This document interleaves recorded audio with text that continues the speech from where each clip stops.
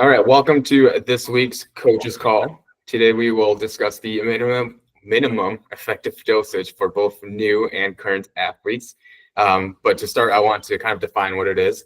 The minimum effective dosage is essentially kind of like the smallest amount of training stimulus required to produce a measurable or meaningful improvement in performance. So I had a couple questions prepared. Adam, you are first.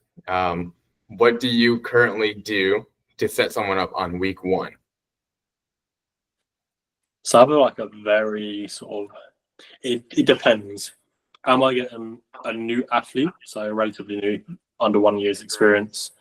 So I guess I'm essentially establishing how experienced the lifter is. Have they been training on a current program already? Because that is a consideration. I don't want to just switch up to a completely different things for what they're used to. So it depends. But generally speaking, there are like fundamentals I would stick to. Typically, I'd run a triple in each of the movements, but then run some volume, higher intensity days, just to establish where they are. It's not too aggressive, but it gives us a platform to build off of. You don't want to start off too hard. You would rather start off too light and then progress it upwards that way, because then you can see if the progress is measurable or if it's just sustaining at the same rate. So it's easier to start off lighter and then build it up. How do you go about like determining that something is right for week one for that athlete? Again, it comes down to what they have done prior. So if it's more experienced athlete, they already have that program there.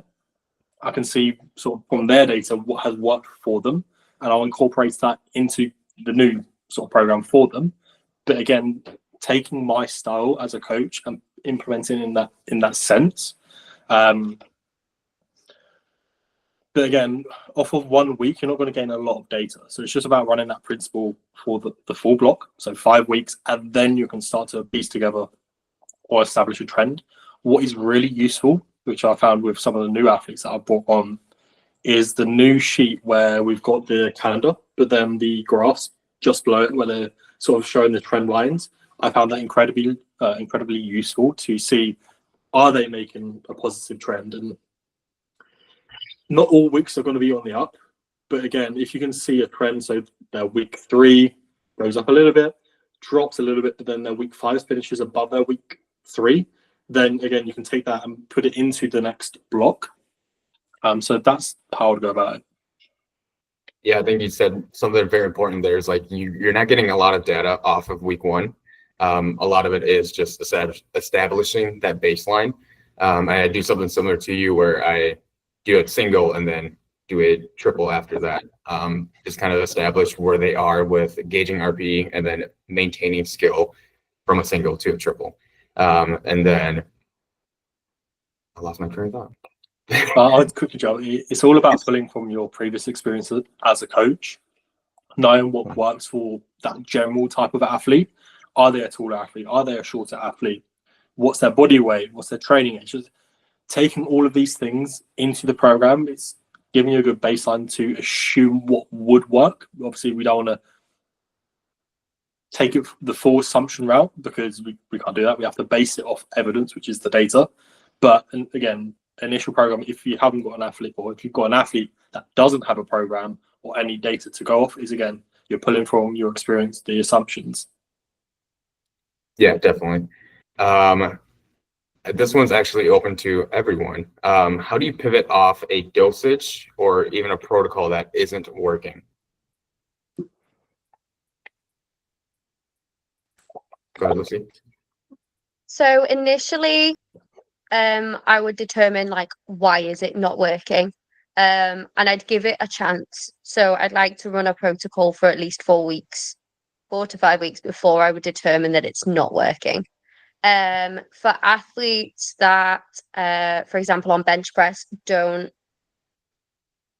incorporate a leg drive, including a variation of something like Larsen press, usually doesn't differ between their normal bench press and the Larsen, because their normal bench press doesn't incorporate a leg drive and neither does a Larsen press.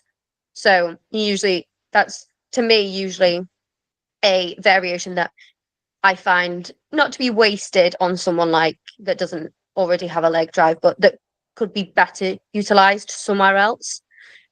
So it's usually at that point when I see that those two variations are kind of equal, even if the dosage was different, because I would tend to give a Larsen press at a lower based exercise. I wouldn't want to get too over fatigued by doing just Larsen.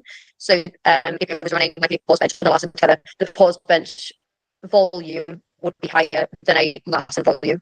But then if the ERMs, even though they're doing different volume, this technically should be easier in a sense. But if this ERM of the Larsen goes above the ERM of a pause bench, that's when I would be like, maybe we can change up that Larsen to maybe like a 2 count, which includes that leg drive and give them more chance to practice it. If that makes sense. Outside of like that does.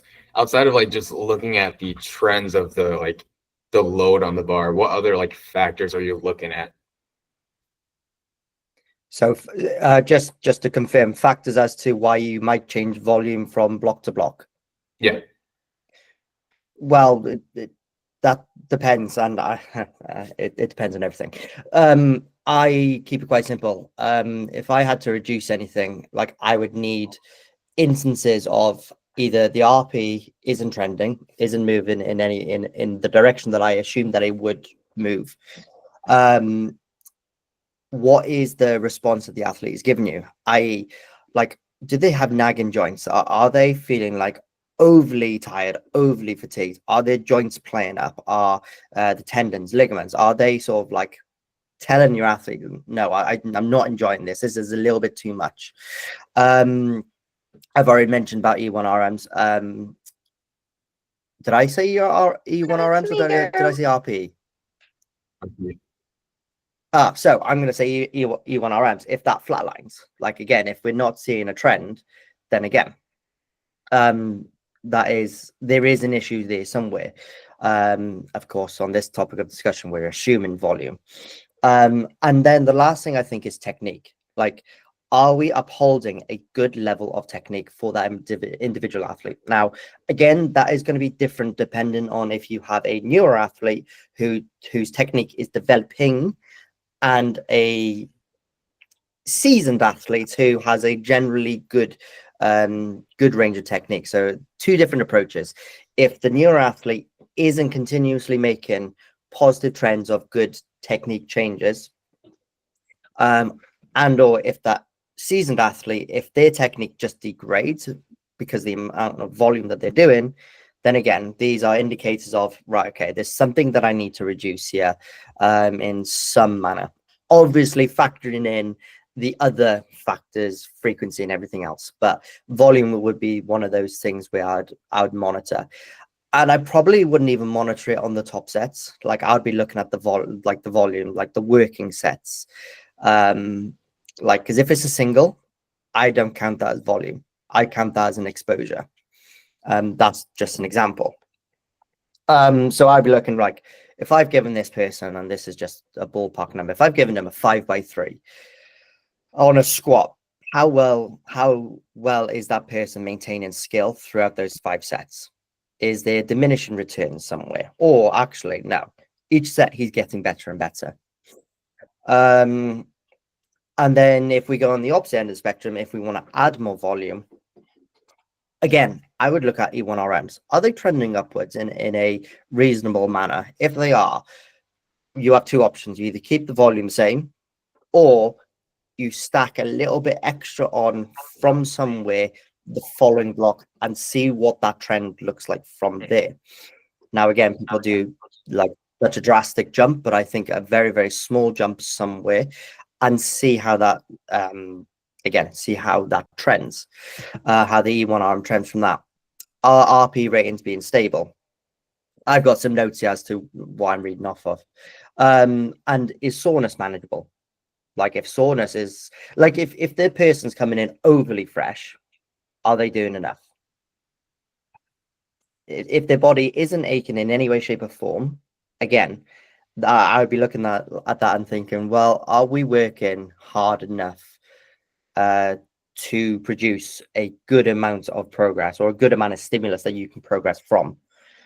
And then technique, like if technique is sustainable, like stupidly sustainable, then again, there could be an option there of, right, okay, we might not be doing quite as much. Let's see what it's like if we add an extra set, for example, in some capacity. Again, that's a very broad topic, but those are the couple of things that I would look at. Yeah, I I wanted do to. something.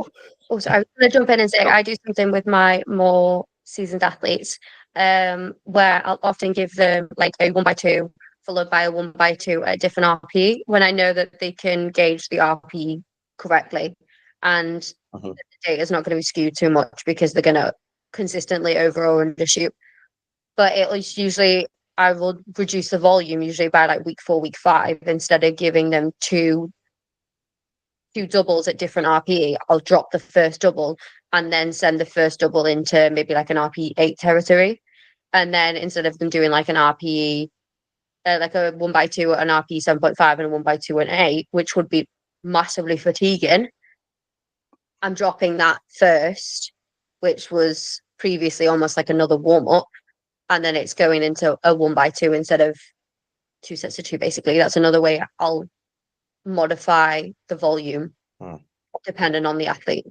But yeah, generally a more seasoned athlete will respond to that better because they've got the better understanding of RPE, engaging it correctly.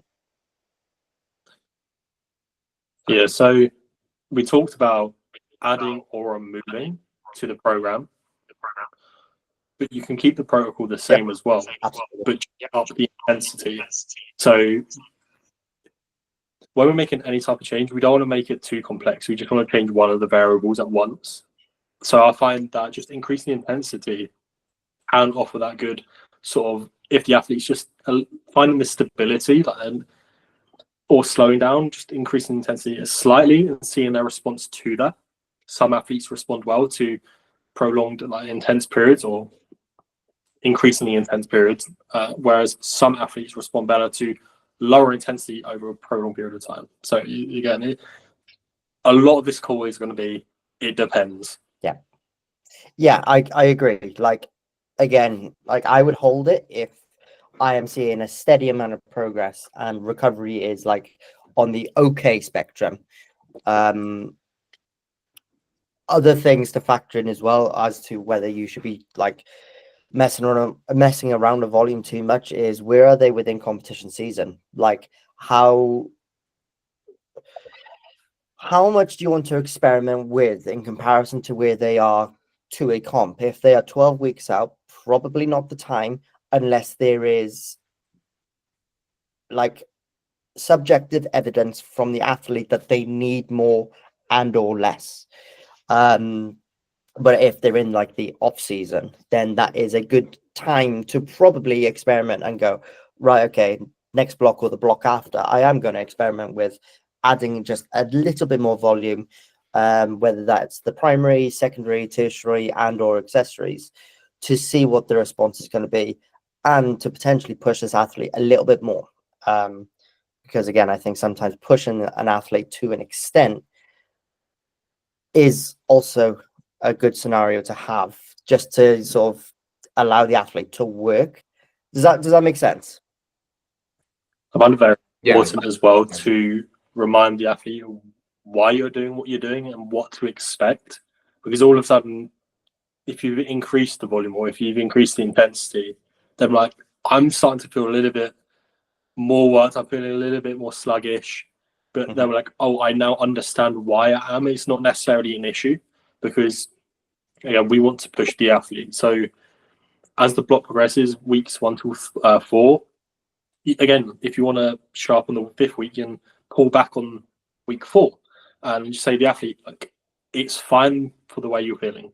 We're going to shift that away and we're going to see the result in week 5. So it's just being upfront to the athlete why you're making a change and what to expect. Yeah. Baseline expectations. I fully agree. I don't like to over explain. Because we've probably all been there, but I've certainly been there where I've sort of set them up for no, you're going to be tired by the end of this, and they come back to me and go, I'm shagged. But I look at their numbers, I'm like, are you really? Like, I look at their training data and I'm like, are you? You don't look it. So I 100% agree. How you go about it depends on the lifter, I think, of how much you want to explain to them, and or what feedback are you expecting or wanting to see from them. What's Yeah. the SIBO effect? So if you don't explain, but then or if you do explain, you're kind of giving them a reason to follow on with you, rather than if you just keep it a little bit quieter, but still explain the general principle. Yeah. Yeah, I was gonna say, circling back to the setting expectations conversation. A lot of there's that common theme when you're peaking for a prep. Towards the end, you start to kind of feel like crap because things are getting heavy. And I think setting that expectation early on, especially with athletes that have only done 1 or 2 competitions, really helps them kind of buy into that process as well. Yeah, absolutely. Yeah. Absolutely. On the flip side of this, we've talked about minimum effective dose, but there's also maximum recoverable volume. And I wanted to keep this one open as well. There has to be a balance between the two to keep progress without burning out. How do you guys go about finding that balance?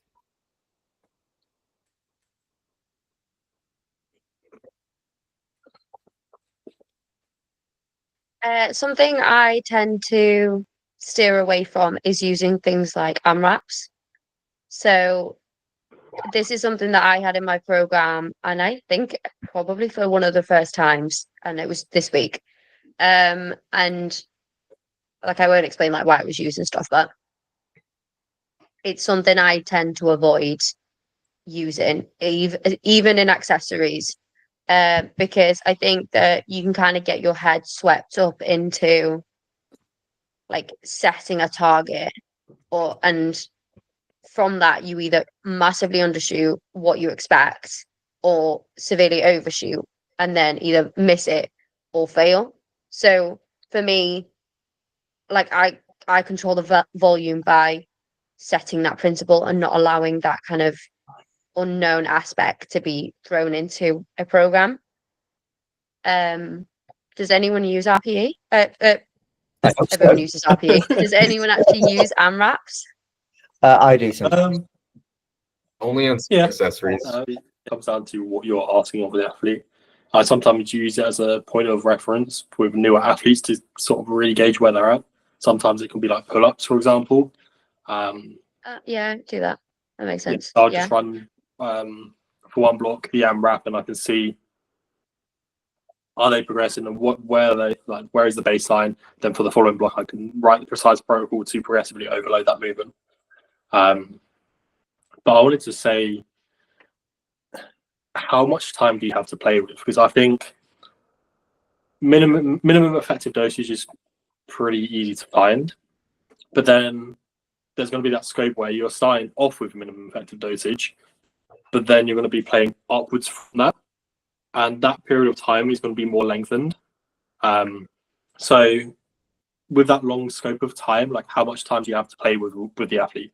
Are they 12 weeks out? Are they 24 weeks out? How long? Because ultimately, powerlifting or any type of training is progressively overloading. So you're going to be increasing the intensity. You're going to be increasing in volume. And then at one point, you're going to realize, okay, this is now stepping over that sort of, what's the word I'm looking for? That Ceiling. threshold. Yeah, so that ceiling. And this is now we pull it back. Now we've established where that baseline or where that ceiling lies. Now we don't want to go above it. But again, it comes down to the scope of time you have, because you don't want to be playing that game of maximum effective dosage closer to a competition, because it's playing with fire. Yeah, I agree. I think it does come down to the time of like the time frame. If someone comes to you 10 weeks out, you're most likely not going to try to find the most maximum recoverable volume because it's just going to set them up for failure. I was more so curious of like it's off season and you have a whole year. How do you guys program and try to find that I guess you could say gap from the floor to the ceiling?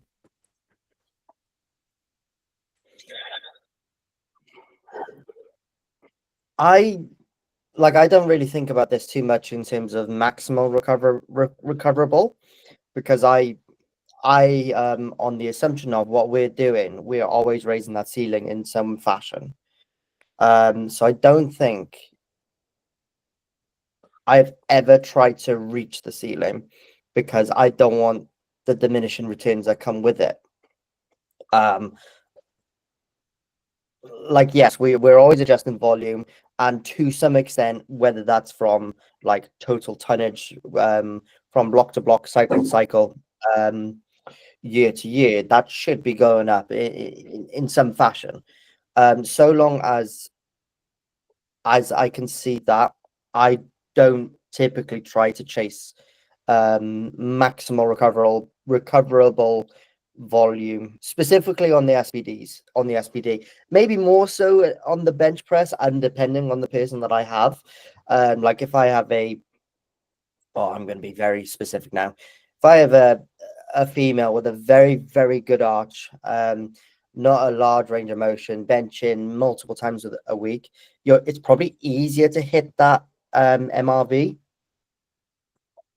than it is maybe someone else. And again, I'm being very specific there. So I might find more on that, or I might touch that ceiling a little bit more frequently, but I don't try to push for it. What I monitor is, right, okay, where is our tonnage at? Or how many sets am I doing per week? What's our good baseline? What can we build on? What's worked? What hasn't? But I don't think I've ever hit like a ceiling because I've never found a need to. We're always striving for like that optimal sort of dosage, because there's a minimum effective where you're still making progress, and there's that optimal where you're making a considerable amount of progress. And it's very rare that we would push past that. I guess if we're looking at sort of maximum, potentially looking at more elite athletes, because they're fighting for every kilo. But most of the people that we've got to be coaching aren't elite, because it's, in the grand scheme of things, in any sport, elite is the like 0.1%. So yeah, but I guess it is on that graph. The more work you do, you won't get more return. Like there's a point where you do the work. It's not going to add. So, for example, if you do a minimum effective dosage, you get 20% progress. You have your optimal 50%.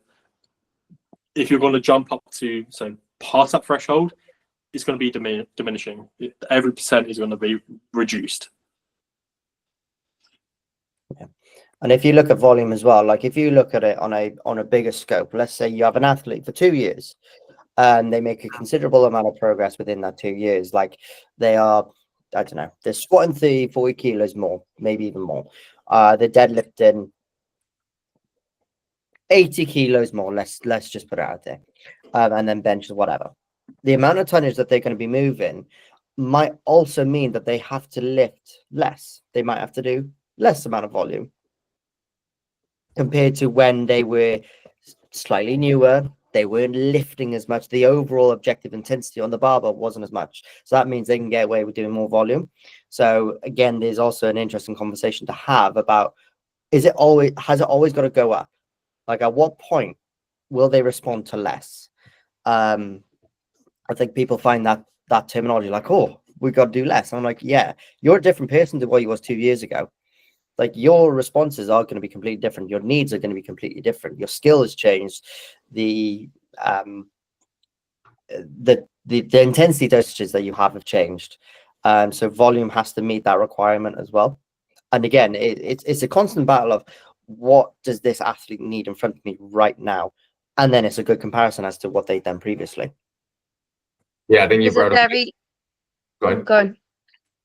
Well, I was gonna say, I think you brought out a good point of like the training age is gonna matter. I have one athlete who's been with me for 2 years. His training from week one, from the very beginning, it looks so different from what it is now, just because he's learned how to actually squat, bench, and deadlift, and how to auto regulate and all that stuff. And I think to the point of both Adam and Ryan of like not trying to actually go through the ceiling or get even close to it, by starting closer to that minimum effective dose, we actually are able to actually slowly climb and know what changes we made actually move the needle versus just throwing something on the wall. Yeah. Lucy, what were you going to say? Yeah, I completely agree with that. I think if you need to fix anything with your top end, you've got to fix it like at your lower end. I've seen it recently with my deadlifts, and it's something I'm really quite excited to see where my top end sits now, because the technicality of it has changed so much. But I've been working at the low end of the spectrum in terms of weight, but in like doing a lot more volume work. And typically people shy away from volume work and deadlifts because it is, more fatiguing. But you figure out how to do it right, then your back doesn't hurt at the end of a session. So, I think that's progress to me. And just in response to Ryan's previous comment about less can sometimes be more, there's a very interesting case study about Bobby Butters competing at the World Games. She went down to 3 sessions a week and hit like 5 or 6 personal bests, had an insane performance, a great day. So that'd be a really interesting case study that would relate to kind of the volume dose that she was given. I know she was working with bar speeds and other kind of technicalities that way, but even a drop to like 3 days a week, that seemed quite significant to someone else that may religiously train 4 or 5 times a week. But sometimes you have an athlete, I've got one at the moment, who can only go to the gym for 3 days a week. So it's just fitting in, what is the minimum amount that we can pop into those 3 days, keep the sessions nice and short because he doesn't have a huge amount of time, but enough to still make progress. And that's something that we've essentially worked out together, like what's the optimum that he can have, that he can get done, but that also sees him showing results. I think Bob, like if you look at Bobby Butters, technically she's quite refined. Like I think we can all agree she is quite a refined lifter. And it just goes alongside the argument that I made of she's so refined and she is strong for her weight class, her age, blah blah blah, that she probably didn't need more because of the amount of tonnage that she was lifting. There's going to be other elements in that, of course, but it's probably got to that point to where, right, okay, let's drop it down a little bit. Let's focus on what we can do, what we can recover from, alongside everything else that's happening, because life can happen as well. That also got to play a part in all this. And then what can we do from here? Yeah, that's a good point too. Like life happens. We're dealing with not only athletes, but people that have normal lives outside of the gym. So being able to kind of adapt as a coach, I think it has been or is one of the biggest keys that you can have. Yeah. We talked a lot about like SPD, like squat, bench, deadlift, and like that volume. How do we program the accessories to kind of supplement? Like, do we stay pretty stagnant with the reps and sets there, or does that fluctuate for you guys? So depends on the accessory. So for me, like if you're giving someone something like a leg press, I generally always stick with it below 15 reps, usually between 10 and 12. You're getting a decent amount of work there, but you're also lifting a higher weight. But like I like them to like, because I like it myself, I like to feel the burn. But then flipping it over to a different accessory like split squats, I honestly think that my athletes would throw their program straight back at me if I turned around and said, you're doing 12 reps per leg on a split squat, because I know that that's exactly how I would feel. So typically between 8 and 10 reps on a split squat. But generally it's higher volume than the primary compounds. But I tend to stay away from the 20 plus, 15 plus sometimes range. It's funny you bring up Bulgarians. I have one athlete that I program 8 to 10 for him, and he consistently every week asks for 12 plus, and I just say no all the time. Is he He might- crazy? He might be. He loves Bulgarian splits. Some people do. So one of my guys prefers split squats to leg press. And I'm like, they do different things. You can't have one or the other. Like, you can have a favorite, but they stay. I want to come back to the answer of it depends. What is the purpose of said not variation, said accessory movement? Is it there to build a skill in a different movement? When you're building skill, you don't need as much work, you just need quality work. Or am I using said accessory to really build strength for it? So something that I have run with athletes that struggle with the hinge and deadlift is I would incorporate a 1x6 or a 2x6 of RDLs before they'll do their conventional deadlift. This helps them build their hinge. It's not there to be intense. It's just there to be a reminder of this is the position I want your hips to be in when you're descending to the bar. So then my answer is it depends on the purpose of the accessory movement. Let's go aiding in strength. Again, I think this is the science is leaning towards just the intensity of said set. There's a lot of science behind different reasonings. Some people say that the total length or total time under tension is like stimulating of strength or hypertrophy. But I think that there's new studies coming out. It's just the general intensity exerted in a specific set. But again, generally speaking, I would lean towards 8 to 12, depending on the movement.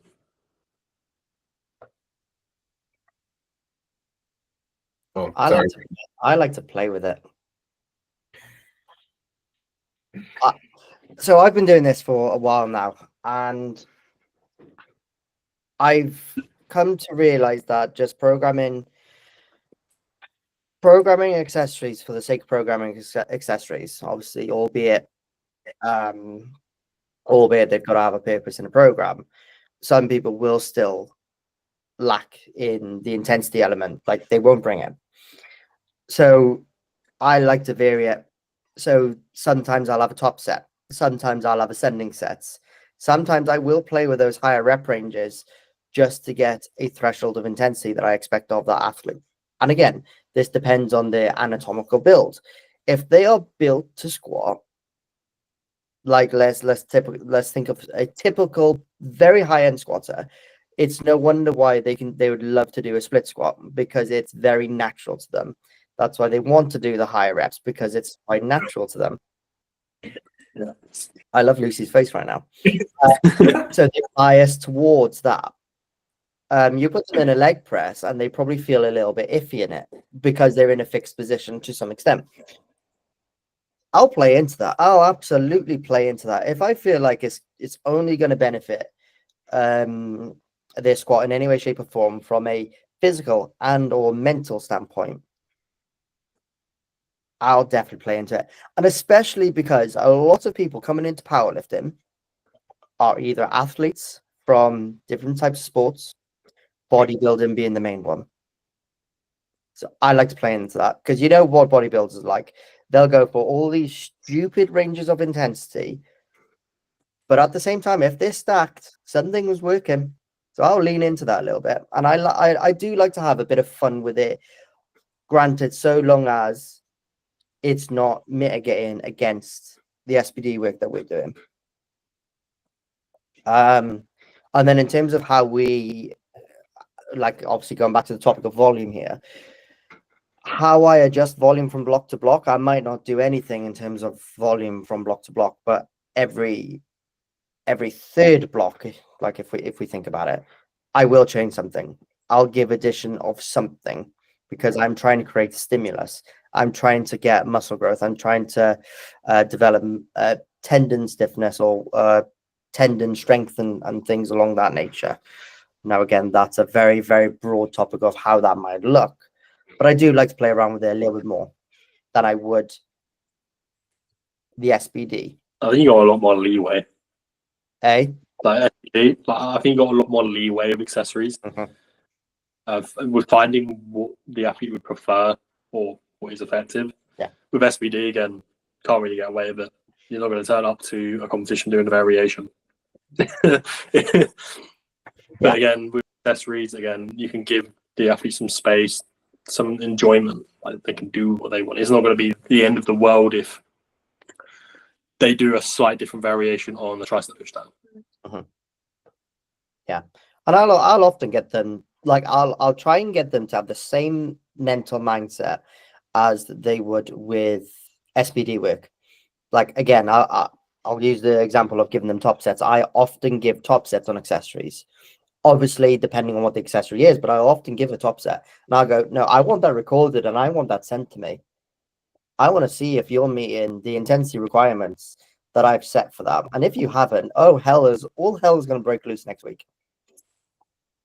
But again, it gets them involved with the cooperation with the program and at the same time the enjoyment. They'll come out of that and think, oh my God, my legs are on fire. However, they'll go, but I like that because it reminds me a little bit of what I've done previously. It's not like we've neglected all of that and just gone full on powerlifting. And again, if we're thinking about the people that we're training for, like most of us, 9 times out of 10, it is the general population. Yeah, I quite like in that scenario to place an AMRAP in, so if like an athlete's not fulfilling the intensity. Okay, I'm putting an AMRAP in. You're going to list either the amount of reps or the weight that you use, because if it's like a pull up, I'm more concerned about the number of reps they did. If it's, for example, a dumbbell bench press, I might even fix the weight, estimating what they're able to do for like 8 to 12 reps or something like that. And then I want them to go AMRAP. If they go over that threshold, like 13, 14, 15, then I know that they're not working hard enough. Yeah, I was going to bring that up with AMRAPing. Just to go back to what Lucy was talking about. For an athlete like that chronically undershoots, I actually have them to send me a video of one of their main accessories, whether leg press, dumbbell press, or whatever it is. And then I have them gauge that actual RPE. And if they undershoot their SPE, they're going to undershoot their accessories most of the time. And then I give that specific load the following week and just say AMRAP and have them send me a video. And then I can actually be like, if they cut it short, you can be like, you had 3 to 4 more reps. Or if they hit it spot on, you're like, so that's hard. That's RPE 10. So they kind of have an idea of like what hard looks like or feels like. Yeah. I think that's a good spot to wrap it up. Yeah. Thank you guys for watching. Like, comment, and subscribe. Goodbye.